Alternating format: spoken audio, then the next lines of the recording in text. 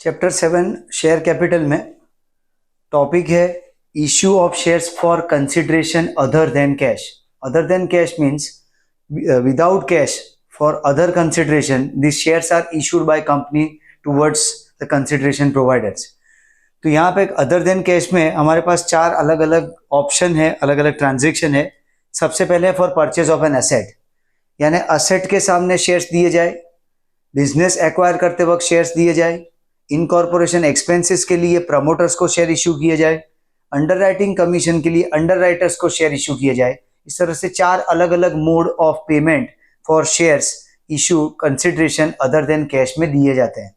उसमें पहला केस है for purchase of an asset, यानी एसेट परचेज करते वक्त एसेट के सामने जब शेयर्स दिए जाए तो एक एंट्री आएगी asset to vendor, asset account debited to vendors account. हमने यहाँ पे एजम्पशन लिया कि 100 रुपीज की एसेट परचेज की है, तो ये पहली एंट्री होती है एसेट परचेज की, asset to vendors account. Entry की जाती है परचेजर के बुक में, और फर्स्ट एंट्री के बाद नेक्स्ट आता है कंसिडरेशन पे करने की एंट्री, डिसबर्समेंट की एंट्री। उसके लिए दो ऑप्शन है, shares can be issued at par और can be issued at premium. अगर 100 रुपए वेंडर्स को चुकाने, उसके लिए 100 रुपए के शेयर्स दिए जा रहे हैं, तो पार वैल्यू पे दिए जा रहे हैं, तो इक्विटी शेयर कैपिटल आएगा 100 रुपीज। तो एंट्री होगी vendors to equity share capital 100 रुपए। पर वही 100 रुपए का पेमेंट अगर प्रीमियम से शेयर इश्यू किए जाए तो शेयर्स की वैल्यू, यानी वेंडर्स को 100 रुपए देने हैं तो शेयर्स की वैल्यू हमने यहाँ पे एज्यूम किया है 80 रुपीज। तो 80 रुपीज के शेयर दिए जा रहे हैं, तो 20 रुपीज उसमें सिक्योरिटी प्रीमियम है। यानी 100 रुपए के कंसिडरेशन के सामने कंपनी ने 80 रुपीज के शेयर दिए, तो कंपनी को एडवांटेज हुआ 20 रुपीज का, वो है security premium. Means less amount shares are issued against consideration, means दो shares are issued at premium. यानी जो हमारे पास कंसिडरेशन आता है कंपनी के पास असेट के फॉर्म में या बिजनेस के फॉर्म में, उससे कम अमाउंट का जब शेयर्स इशू किए जाए तब वो शेयर्स प्रीमियम से इशू होते हैं। दूसरा केस है purchase of business. Business purchase करते वक्त असेट्स और लायबिलिटी दो बातें हैं, तो असेट्स माइनस लायबिलिटी, जिसको हम कैपिटल एम्प्लॉयड या नेट एसेट्स कहते हैं। तो यहाँ पे 100 रुपए की एसेट और 20 रुपए की लायबिलिटी, यानी 80 रुपीज की बिजनेस की नेट एसेट्स है।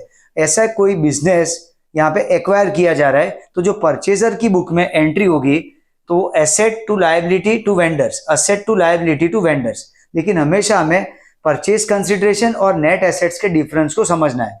अगर यहाँ पे परचेज नेट एसेट्स की वैल्यू 80 रुपीज है, नेट एसेट्स की वैल्यू 80 रुपीज है, और 80 रुपीज के बिजनेस को अगर 110 रुपए का कंसिडरेशन चुका के एक्वायर किया जाए तो 30 rupees is paid in excess, और वो जो एक्सेस पेमेंट है वो गुडविल का होता है। तो पहली एंट्री होगी परचेज ऑफ बिजनेस के लिए asset account debited to liability to vendors. तो असेट में 100 रुपए लिखेंगे, लायबिलिटी में 20, और वेंडर्स को 110 रुपए दिए जा रहे हैं, तो क्रेडिट साइड का टोटल 130 है। तो डेबिट में क्या मिसिंग है, तो मिसिंग वैल्यू होगी गुडविल की। यानी हम 30 रुपीज एक्स्ट्रा जो चुका रहे purchaser of business when pay excess consideration than net assets at the time of acquisition of business, that difference is known as goodwill.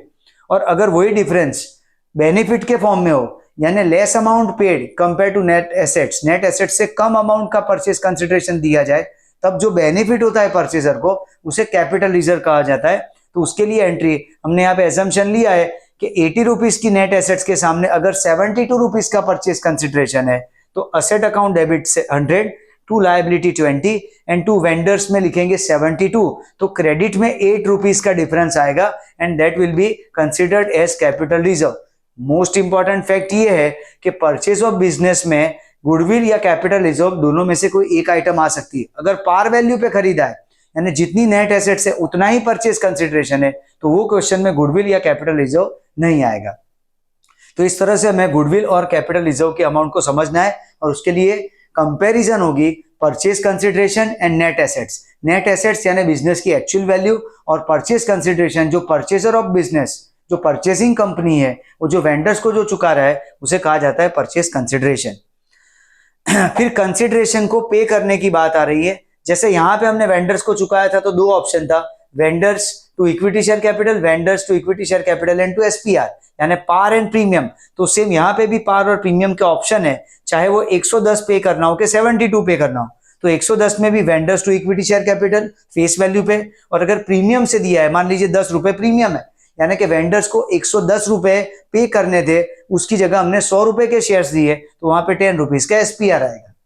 अगर 72 का पेमेंट करना है ये वाले केस में, कैपिटल रिजर्व वाले में, तो भी उसमें वेंडर्स टू शेयर कैपिटल 72 आएगा अगर पार पेमेंट हो रहा है। और अगर प्रीमियम पे है तो ऑब्वियसली 72 से कम अमाउंट के शेयर इश्यू किए जाएंगे, तो vendors to equity share capital and to SPR. Assumption यहाँ पे 70 का लिया है कि 70 के शेयर्स अगर इश्यू किए जाए 72 के सामने तो ₹2 का सिक्योरिटी प्रीमियम आएगा। यानी ये जो ऑप्शन है कंसिडरेशन डिसबर्समेंट के, वो सेम चलेंगे हर एक केस में, यानी पार होगा और प्रीमियम, दो ही ऑप्शन है, दो ही पॉसिबिलिटी है। Shares can be issued at par और एट प्रीमियम। तीसरा केस है फॉर अंडरराइटिंग कमीशन। अब अंडरराइटिंग क्या होता है? अंडरराइटिंग एक एग्रीमेंट है। Underwriting is an agreement between two parties, company and underwriters, in which underwriters gives guarantee to the company that in case of failure from public for subscription of shares, those underwriters will take up the deficit shares। यानी कि underwriter की side से एक promise होता है company की तरफ कि अगर पब्लिक सब्सक्रिप्शन में पब्लिक ने शेयर्स नहीं खरीदे तो अंडरराइटर्स जितना डिफरेंस के शेयर्स है जो पब्लिक ने नहीं खरीदे वो अंडरराइटर्स परचेज करेंगे, और in exchange of this promise उनको कंसिडरेशन के तौर पे कमीशन मिलता है। और ये अंडरराइटिंग कमीशन की यहाँ पे एंट्री है, underwriting commission to underwriters, because it is given to underwriters. तो underwriting commission to underwriters, underwriting commission firm के लिए, कंपनी के लिए एक डिफर्ड रेवेन्यू एक्सपेंडिचर है, स्प्रेड ओवर रेवेन्यू एक्सपेंडिचर है, इसलिए इसको फिक्टिशियस एसेट की तरह ट्रीट किया जाता है। और जब भी ऐसा एक्सपेंस हो, चाहे अंडरराइटिंग कमीशन हो कि इनकॉर्पोरेशन एक्सपेंस हो, in case of balance sheet it is shown as deduction from reserves and surplus। in case it is shown as deduction from reserves and surplus, इसको fictitious asset की तरह यानी negative reserve की तरह हम treat करेंगे। तो फिलहाल यहाँ पे underwriting commission to underwriters first entry है फॉर कमीशन। और फिर कमीशन को पे करने के लिए, मान लीजिए ₹200 पे करने कमीशन के, तो उसके लिए एक ऑप्शन है par, underwriter to equity share capital ₹200। और अगर प्रीमियम का केस है तो underwriter to equity share capital and to SPR, उसमें इक्विटी शेयर कैपिटल में 180 और एसपीआर में ₹20 आएगा। अगर इनकॉर्पोरेशन एक्सपेंस के लिए ये शेयर्स इश्यू किए जा रहे हैं तो पहली एंट्री आएगी इनकॉर्पोरेशन एक्सपेंस और प्रमोशन एक्सपेंस टू प्रमोटर्स, और फिर उनको यहाँ पे ₹300 का एग्जाम्पल लिया है। और अगर वहां पे भी प्रीमियम से और पार से पेमेंट हो तो पार वाले केस में promoters to equity share capital 300 and promoters to equity share capital and to SPR, तो 300 के लिए अगर उससे कम अमाउंट के शेयर, यहाँ पे एग्जांपल हमने लिया है 250 का, तो 250 के शेयर्स इश्यू करें तो ₹50 आएगा सिक्योरिटी प्रीमियम में। अब यहां से प्रैक्टिकल क्वेश्चन है, पी लिमिटेड करके एक फर्म परचेजिंग कंपनी ने एसेट एक्वायर किया है फ्रॉम जी लिमिटेड, 5 लाख रुपए का एसेट एक्वायर हुआ है जिसके लिए हमें एंट्री पास करनी है, और 5 लाख के सामने 1 लाख रुपए बैंक से चुकाए जाते हैं। अब ये खास ध्यान रखना है, ये चार में से कोई भी केस में एक मोड ऑफ पेमेंट चेक से या मींस बैंक से होता हो तो उसकी एंट्री हमें अलग कर देनी है, ताकि हम बाकी के अमाउंट में से नंबर ऑफ शेयर्स, अगर प्रीमियम से पार से, तो नंबर ऑफ शेयर्स ऑब्टेन करने में कंफ्यूजन ना हो। इसलिए बैंक वाला जो पार्ट है, कभी भी ये चार में से कोई भी केस में कंसिडरेशन डिसबर्स करते वक्त एक पार्ट पेमेंट बैंक से हो रहा हो तो उसकी एंट्री हमें सेपरेट करनी है। जैसे कि यहाँ 5 लाख रुपए चुकाने हैं asset to G limited, G limited को पेमेंट करना है, एंट्री पी लिमिटेड के बुक में हो रही है, तो 5 लाख देने, उसमें से 1 लाख रुपए बैंक ड्राफ्ट से चुकाए गए, तो उसकी एंट्री हम सेपरेट करेंगे कि G limited to bank 1 lakh रुपए and then G limited to equity share capital and to SPR. तो यहां पे हमें बोला गया है कि necessary number of shares issue किए गए और वो भी प्रीमियम से 25% प्रीमियम से, यानी ₹2.5 का प्रीमियम हुआ, क्योंकि शेयर की फेस वैल्यू ₹10। तो हम किस तरह से यह कैलकुलेट करेंगे? एंट्री तो क्लियर है कि G limited to equity share capital to security premium, और जी लिमिटेड में 4 लाख रुपए डेबिट हो गए, वो भी क्लियर है, क्योंकि 5 लाख देने थे, उसमें से 1 लाख पे हो गए, तो 4 लाख अभी देने, तो जी लिमिटेड में 4 लाख। अब यहाँ पे इक्विटी शेयर कैपिटल और एसपीआर में कौन सी अमाउंट आए उसके लिए हमें नेसेसरी वर्किंग करना है। तो 4 लाख रुपए के लिए ₹10 की फेस वैल्यू है और 2.5 प्रीमियम है, तो टोटल जो कंसिडरेशन की वैल्यू है वो 12.5 है।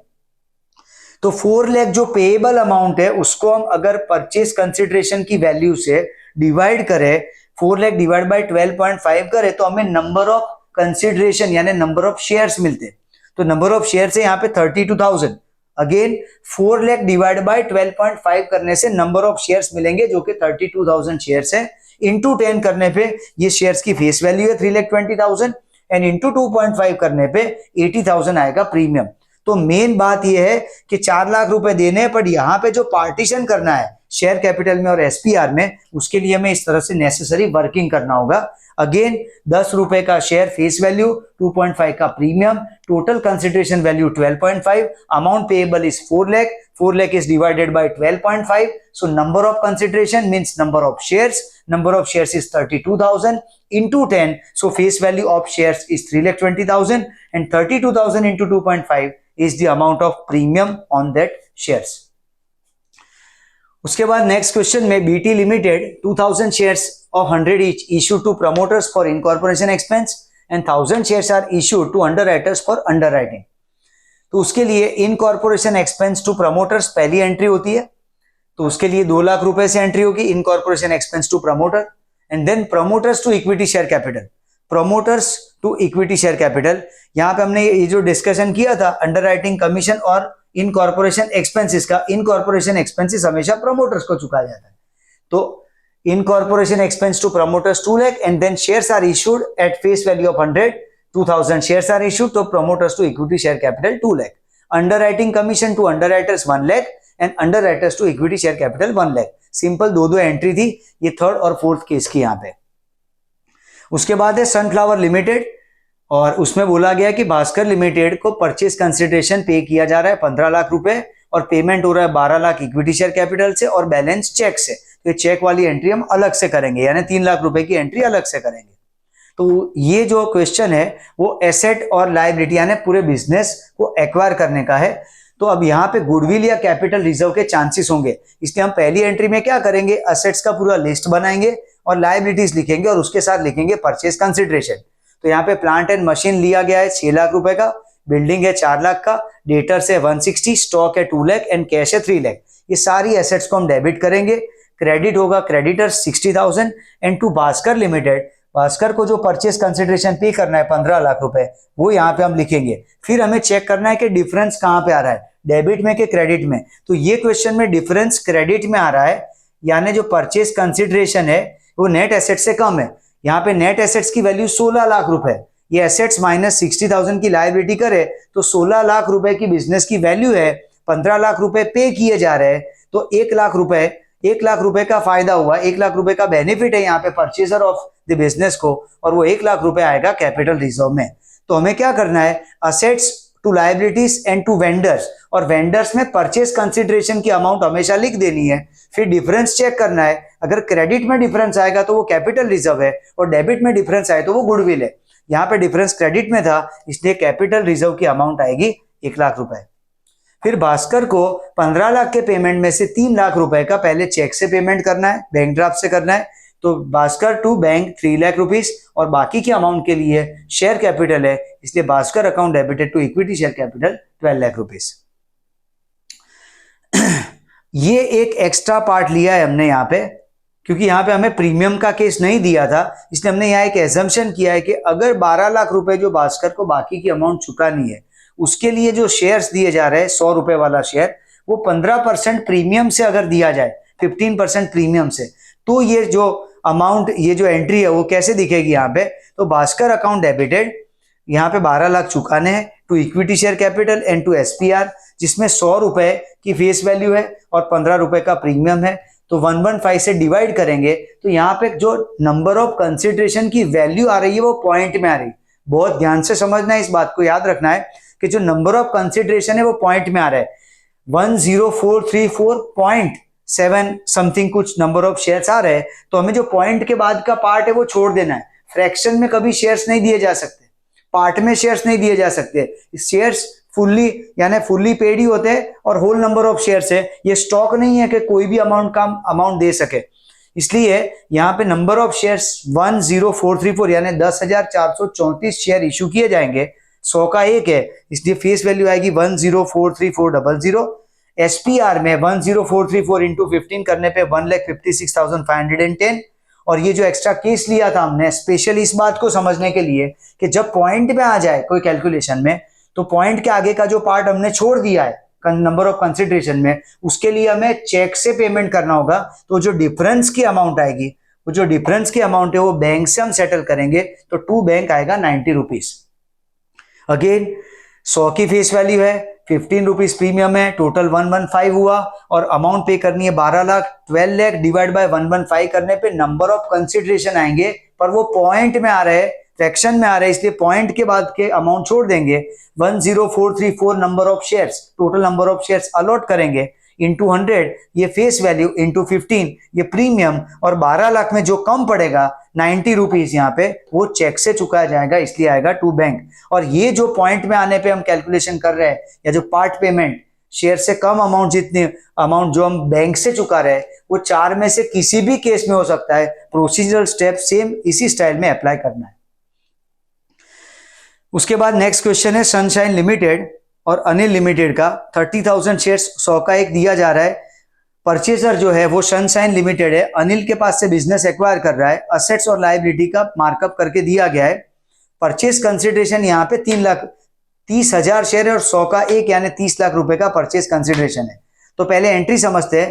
प्लांट आया 7 लाख रुपए का, एंट्री हो रही सनशाइन लिमिटेड में।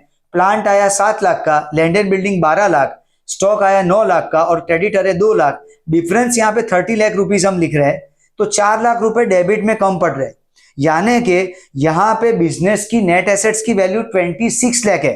12 plus 7 19, 12 plus 19 plus 9 28 minus 2 2 lakh की लायबिलिटी है। तो यहाँ पे 28 माइनस 2 26 लाख रुपीज की बिजनेस की वैल्यू है, नेट एसेट्स है। और 26 लाख के सामने अगर हम 30 लाख रुपए दे रहे हैं तो 4 लाख एक्स्ट्रा दे रहे हैं, तो एक्स्ट्रा यहाँ पे डेबिट में डिफरेंस पड़ रहा है, वो गुडविल की अमाउंट आएगी। अगेन असेट का टोटल 28 है, लायबिलिटी 2 लाख की है, डिफरेंस 26 लाख का है, 26 लाख रुपए की यहाँ पे नेट एसेट्स है और पेमेंट कंसिडरेशन 30 लाख का है, इसलिए डिफरेंस 4 लाख रुपए का जो आएगा वो गुडविल है, इसलिए यहाँ पे गुडविल अकाउंट डेबिट होगा। तो कंसिडरेशन जो 30 लाख का है उसको पे करने के लिए fully paid equity share issue किए गए, इसलिए Anil account debited to equity share capital 30 lakh. उसके बाद नेक्स्ट क्वेश्चन में एच लिमिटेड का केस है। परचेजर है, उसने 20 लाख रुपीस और उसके लिए 2 lakh share 10 rupees each issue किए। अब ये उसकी ऑथोराइज कैपिटल है और उसमें से जो स्प्लिट किया गया है कि 40,000 share for purchase of building, यानी अदर देन कैश में असेट के लिए दिया गया है। 1,30,000 share are offer to public, और जिसमें से पब्लिक ने 1,20,000 शेयर सब्सक्राइब किए।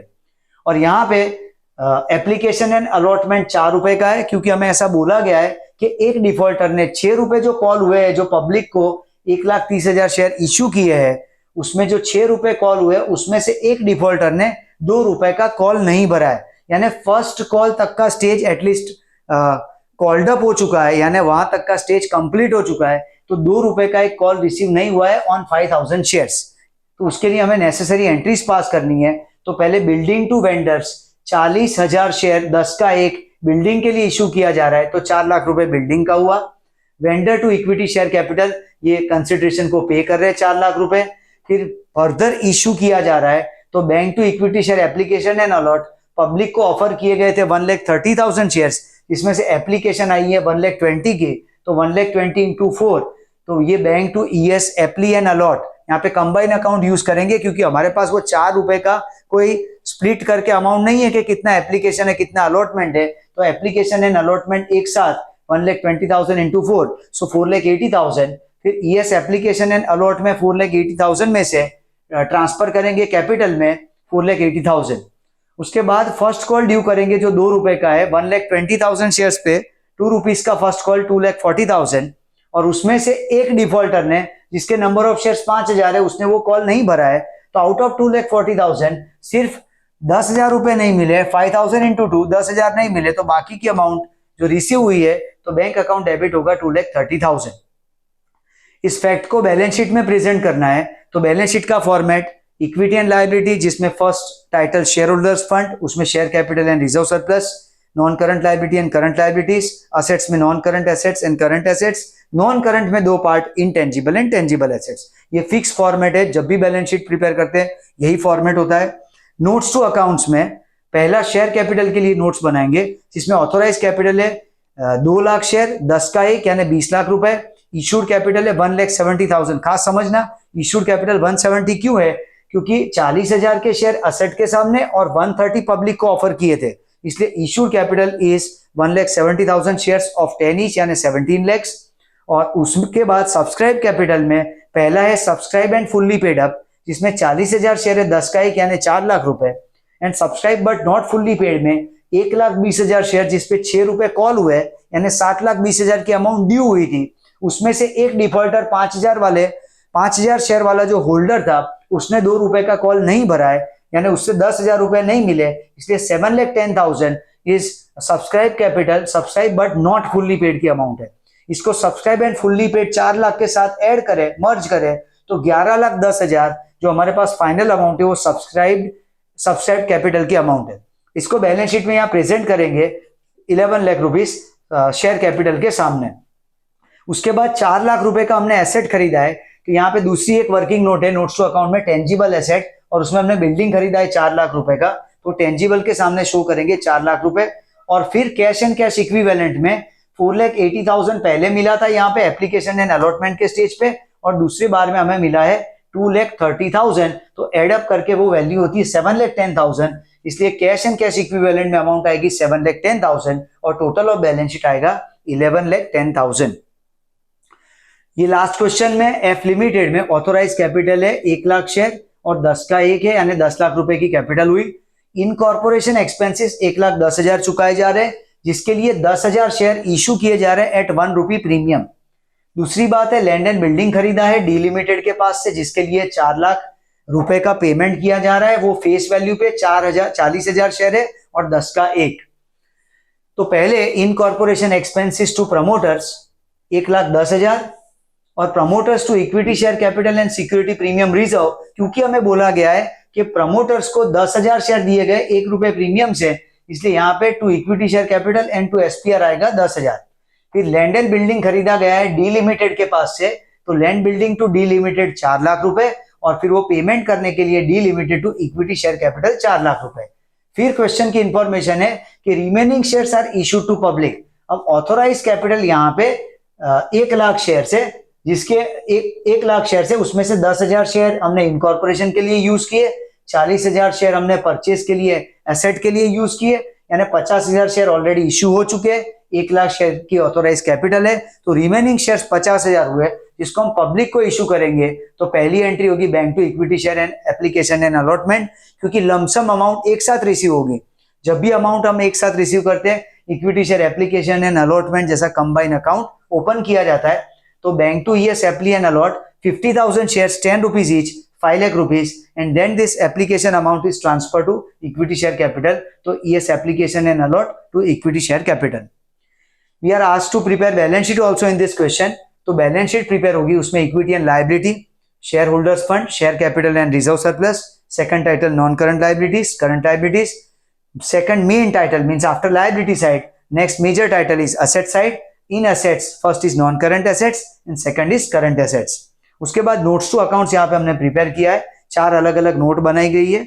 पहला है शेयर कैपिटल, उसमें ऑथोराइज कैपिटल है 1 लाख शेयर 10 का एक, इश्यूड कैपिटल भी 1 लाख शेयर 10 का एक, और सब्सक्राइब कैपिटल भी सारे के सारे 1 लाख शेयर हम इश्यू कर चुके हैं और सब फुल्ली पेड अप है, इसलिए 1 lakh shares into 10 each subscribe capital की अमाउंट आएगी 1 लाख रुपए।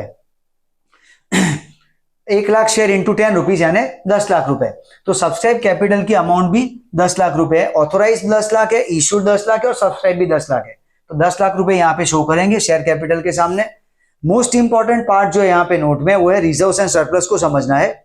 सरप्लस में सिक्योरिटी प्रीमियम हमने 10,000 रुपए हमें मिला है, कैपिटल प्रॉफिट है, पर सामने ये जो इनकॉर्पोरेशन एक्सपेंस है, हमारा ये डिस्कशन हुआ कि इनकॉर्पोरेशन एक्सपेंस या अंडरराइटिंग कमीशन में ये जो फिक्टिशियस एसेट या डिफर्ड रेवेन्यू एक्सपेंस है उसको रिजर्व्स एंड सरप्लस में से बाय वे ऑफ रिडक्शन की तरह शो किया जाता है। तो 10,000 की पॉजिटिव अमाउंट है एसपीआर की और 1,10,000 रुपए का इनकॉर्पोरेशन एक्सपेंस है, इसलिए रिजर्व्स एंड सरप्लस की फाइनल अमाउंट 10,000 पॉजिटिव और 1,10,000 नेगेटिव है, इसलिए 1 लाख रुपए नेगेटिव वैल्यू आएगी। उसको हम यहाँ पे रिजर्व्स एंड सरप्लस के टाइटल में सेकंड नोट के थ्रू प्रेजेंट करेंगे, तो शेयर होल्डर्स फंड की फाइनल अमाउंट 10 लाख रुपए की कैपिटल है और 1 लाख रुपए नेगेटिव अमाउंट है रिजर्व्स एंड सरप्लस का, तो final amount of share holders fund आएगी 9 लाख रुपए।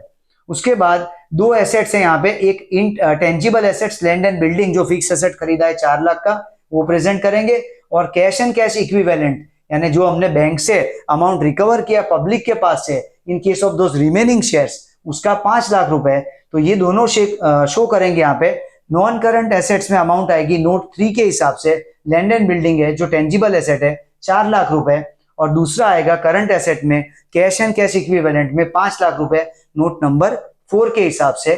इस तरह से एसेट साइड का टोटल भी आएगा 9 लाख रुपए, और लायबिलिटीज का साइड वहां पे टोटल था 10 लाख माइनस 1 लाख करके 9 लाख, और इस तरह से बैलेंस शीट का फाइनल टोटल आएगा 9 लाख रुपीज। Thank you.